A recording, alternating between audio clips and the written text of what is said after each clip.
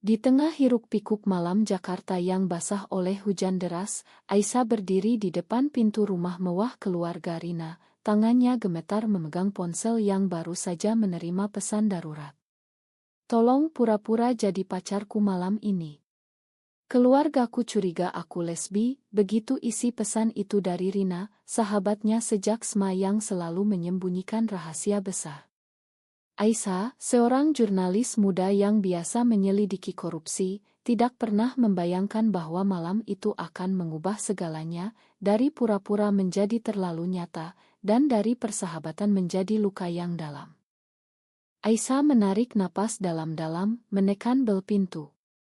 Pintu terbuka, dan Rina muncul dengan wajah pucat, mata merah karena menangis. "Terima kasih, Ais. Kamu selamatkan aku," bisik Rina sambil memeluknya erat, tapi pelukan itu terasa berbeda, hangat, intim, seperti bukan lagi sahabat. Keluarga Rina sudah berkumpul di ruang tamu, ayahnya seorang pengusaha kaya yang konservatif, ibunya seorang ustadzah yang sering ceramah tentang nilai-nilai Islam tradisional. Mereka memandang Aisyah dengan tatapan curiga, tapi Rina langsung memperkenalkannya sebagai pacar spesial Ji yang selama ini disembunyikan karena malu. Malam itu berlangsung seperti mimpi buruk yang manis. Mereka duduk di meja makan, berpura-pura saling pandang mesra. Aisyah menceritakan kisah Ikti tentang bagaimana mereka bertemu di kampus, bagaimana Rina selalu mendukung karirnya. Ayah Rina mengangguk-angguk, tapi matanya tajam, seolah mencari celah. "Kalian sudah berapa lama?" tanyanya tiba-tiba.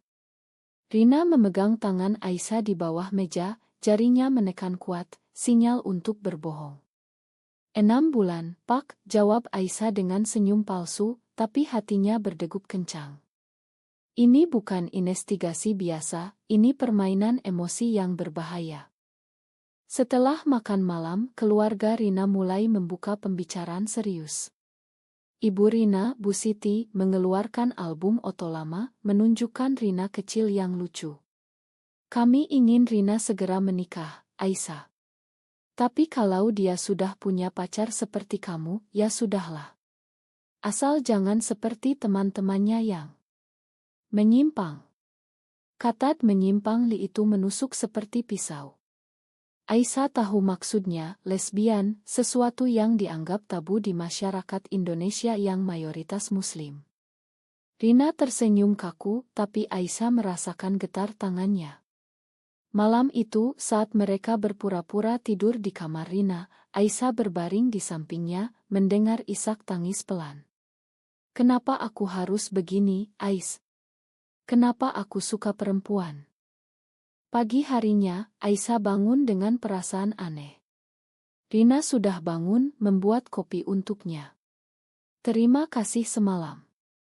Kamu aktris hebat," kata Rina sambil tertawa kecil, tapi matanya tidak tertawa.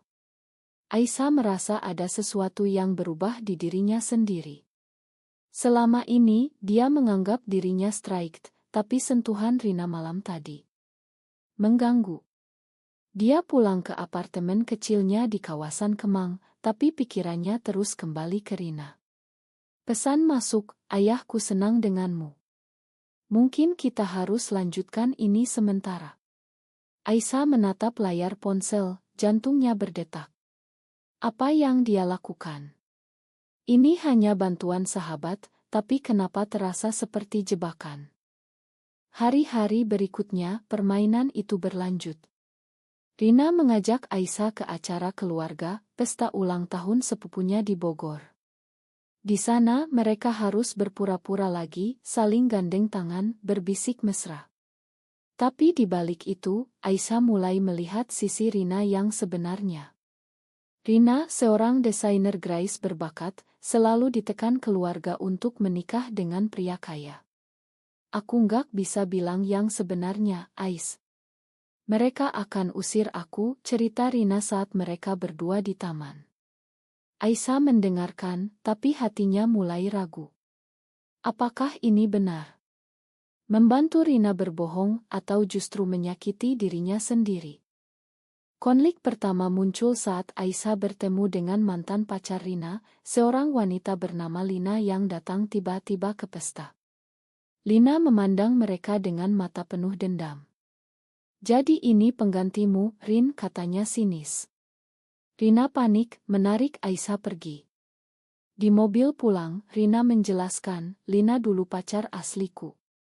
Kami putus karena keluargaku tahu dan ancam bunuh diri." Aisyah terkejut. Ini bukan permainan sederhana, ini rahasia yang bisa menghancurkan nyawa. Malam itu, Aisyah tidur gelisah, memimpikan Rina yang menangis sendirian. Semakin dalam, Aisyah mulai merasakan tarik-menarik emosi.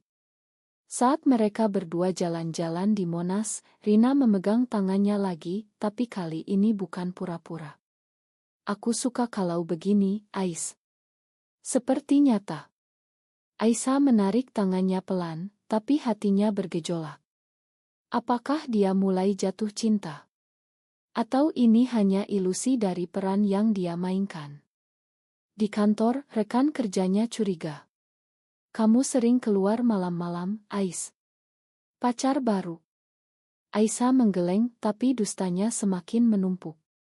Akhir ile hiji ini, Aisyah mendapat telepon dari ayah Rina. "Aisyah, kami ingin bicara serius. Datanglah besok." Suara ayah Rina tegas, penuh ancaman tersembunyi.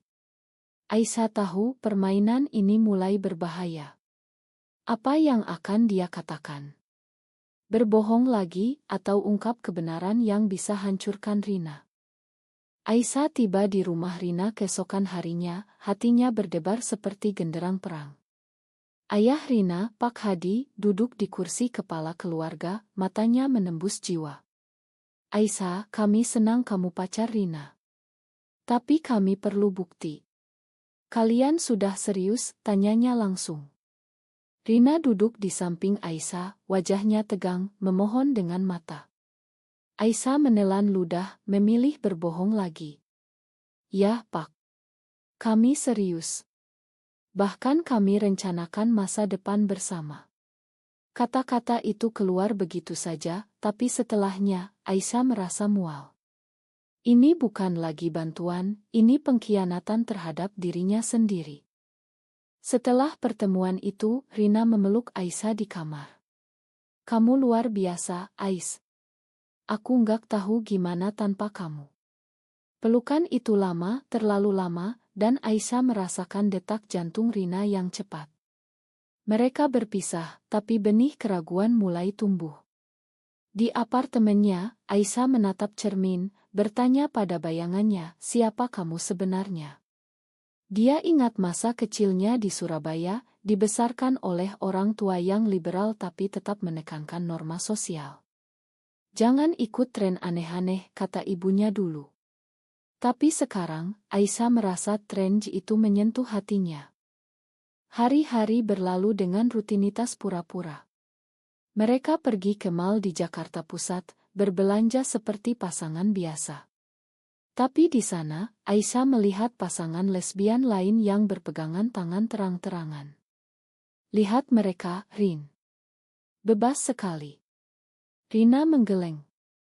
Di Indonesia, itu bahaya. Bisa diusir keluarga, dibully di medsos. Percakapan itu membuat Aisyah sadar akan tekanan sosial. Di malam hari, Rina menelepon, suaranya gemetar. "Ayahku mulai cari tahu tentangmu. Dia hubungi teman-temanmu." Aisyah panik. Rekan kerjanya tahu dia single, kalau bocor, semuanya hancur. Konflik memuncak saat Aisyah bertemu Lina lagi, di kai dekat kantor. Lina mendekat, wajahnya penuh amarah. "Kamu tahu Rina bohong, kan? Dia pakai kamu buat nutupin. Aku dulu juga gitu, tapi akhirnya dia tinggalkan aku karena takut keluarga."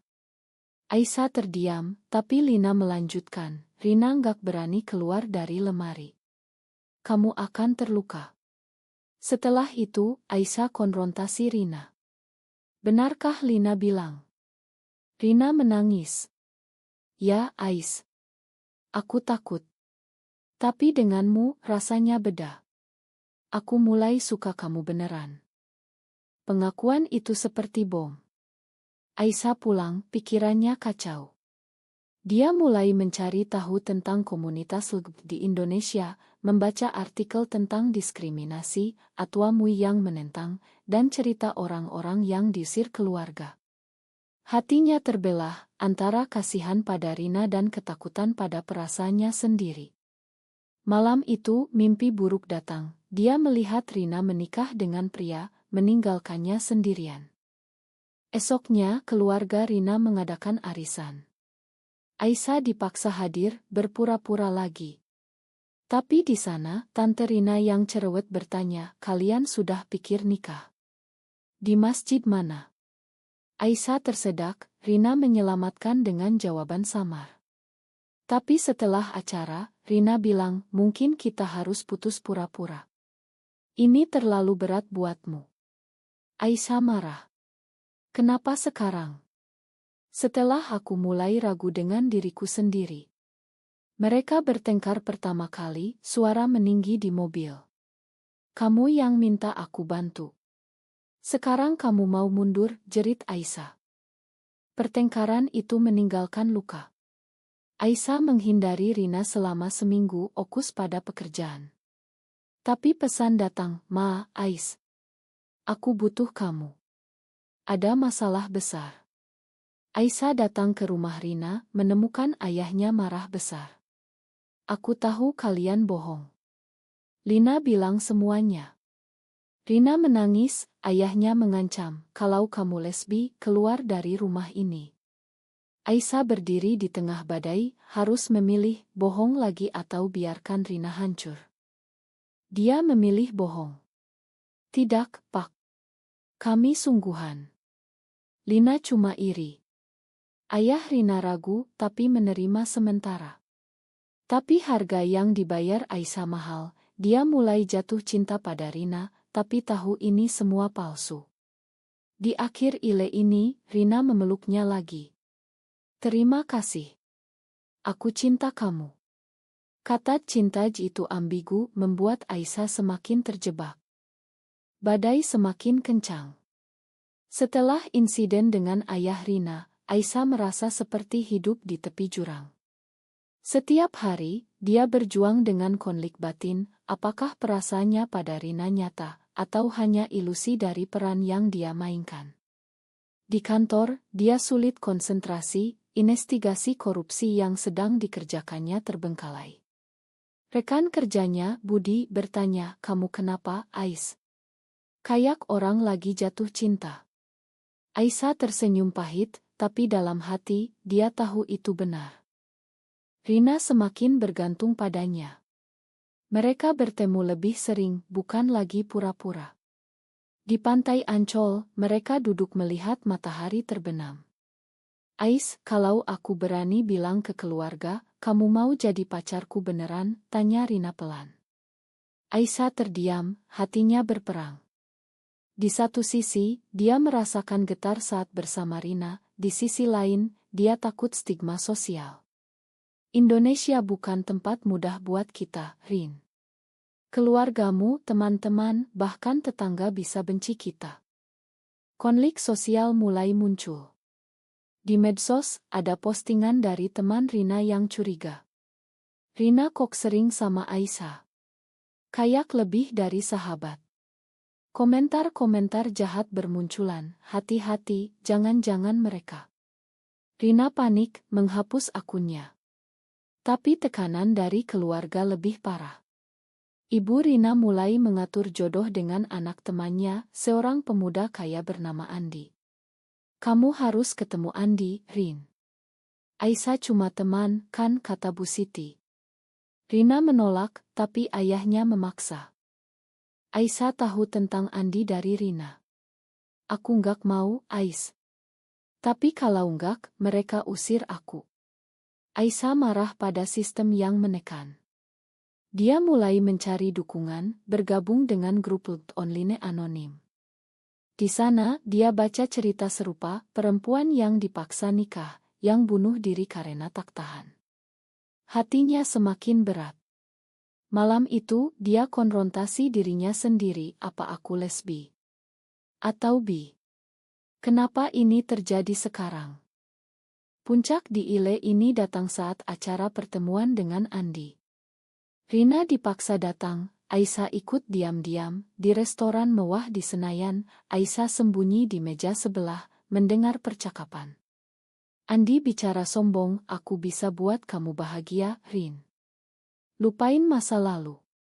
Rina diam, tapi matanya mencari Aisyah. Setelah acara, Rina lari ke Aisyah, menangis. Aku nggak bisa, Ais. Aku mau kamu. Mereka berpelukan di parkiran, tapi seseorang melihat sepupu Rina. Keesokan harinya, keluarga Rina marah besar. Sepupu itu lapor, bilang melihat Rina peluk Aisyah intim. Ayah Rina memanggil mereka berdua. Ini apa-apaan? Kalian bohong dari awal, jeritnya. Rina menangis, Aisyah berdiri tegar. Ini nyata sekarang, Pak. Aku suka Rina. Pengakuan itu keluar begitu saja, mengejutkan semua, termasuk Aisyah sendiri. Ayah Rina mengusir mereka keluar. Jangan kembali kalau belum tobat. Mereka pergi, tapi harga yang dibayar besar. Rina kehilangan rumah, Aisyah kehilangan kedamaian batin. Mereka tinggal sementara di apartemen Aisyah, tapi ketegangan muncul. Ini salahku, Ais. Aku seret kamu ke neraka ini. Aisyah peluk Rina, kita hadapi bersama. Tapi dalam hati, Aisyah ragu apakah ini pilihan benar. Hidup di pengasingan sementara membuat segalanya lebih rumit. Aisyah dan Rina tinggal bersama, tapi bukan sebagai pasangan sungguhan, masih penuh keraguan. Rina sering menangis malam-malam, merindukan keluarga. Mereka telepon, bilang aku anak durhaka. Aisyah menghibur, tapi dia sendiri berjuang dengan identitasnya. Di kantor, rumor menyebar, Aisyah lesbi. Rekan-rekan mulai menjauh, bosnya memanggil, ini pengaruh kerjaanmu. Okuslah. Konflik mendasar muncul saat Lina muncul lagi, kali ini dengan niat balas dendam. Lina hubungi ayah Rina, kirim bukti oto lama. Ayah Rina datang ke apartemen, marah, kembalikan anakku. Kamu yang rusak dia. Aisyah hadapi dia, Rina memilih sendiri, Pak. Tapi ayah Rina tarik Rina pergi, paksa pulang. Rina menolak, tapi akhirnya ikut karena takut. Aisyah ditinggal sendirian, merasa dikhianati. Malam itu, Aisyah minum sendirian di bar, mempertanyakan segalanya. Kenapa aku ikut campur? Ini bukan urusanku. Tapi pesan dari Rina, Ma, Ais. Aku harus pura-pura lagi di rumah. Aisyah marah, merasa digunakan. Dia putuskan konfrontasi, datang ke rumah Rina malam-malam. Di sana, dia dengar Rina setuju ketemu Andi lagi. Baik, Bu. Aku coba. Aisyah lari, hatinya hancur. Pengkhianatan itu seperti pisau. Aisyah blokir nomor Rina, fokus pada diri sendiri. Tapi Rina datang ke apartemen, menangis, aku nggak mau Andi. Aku bohong buat tenangkan keluarga. Mereka bertengkar hebat, kamu selalu bohong, Rin. Aku bayar harga mahal. Rina balas, kamu juga bohong pada dirimu sendiri. Kamu suka aku, tapi takut akui. Pertengkaran berakhir dengan pelukan, tapi luka tetap ada. Di puncak Ile ini, Aisyah dapat tawaran kerja di luar negeri, kesempatan kabur dari semuanya. Ambil saja, Ais. Lupain aku, kata Rina. Tapi Aisyah ragu, pergi berarti tinggalkan Rina di tekanan, tinggal berarti hadapi lebih banyak luka. Keputusan Aisyah menggantung seperti pedang. Dia tolak tawaran kerja, pilih hadapi realita. Kita harus bicara jujur, Rin. Mereka bertemu di Kai Aurit, Rina datang dengan wajah lelah. Aku sudah bilang ke keluarga aku lesbi. Mereka usir aku permanen. Aisyah terkejut, peluk Rina, kamu berani sekarang. Tapi Rina balas, karena kamu. Tapi sekarang, apa kita? Mereka mulai hidup bersama sungguhan, tapi tantangan datang. Masyarakat sekitar mulai gosip, tetangga apartemen komplain. Perempuan begitu nggak pantas. Aisyah kehilangan teman, keluarganya sendiri telepon, apa benar rumor itu, Ais? Kami malu. Rina dapat ancaman online dari mantan teman. Tapi mereka bertahan, bergabung komunitas LGBT, temukan dukungan. Namun, momen Odah datang saat Andi muncul, didorong keluarga Rina. Rina, kembalilah. Aku bisa terima masa lalumu. Rina tolak, tapi Andi ancam, aku sebar foto kalian.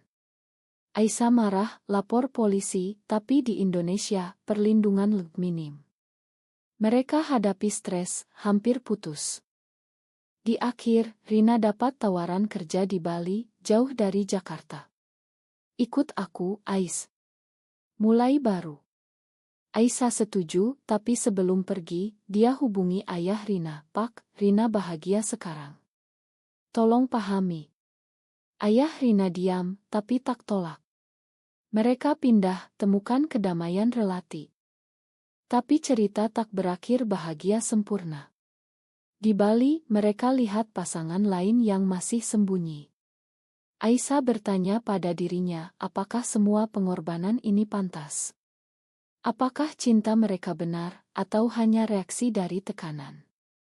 Apakah berbohong untuk cinta pernah dibenarkan, atau selalu berakhir dengan luka yang tak terobati?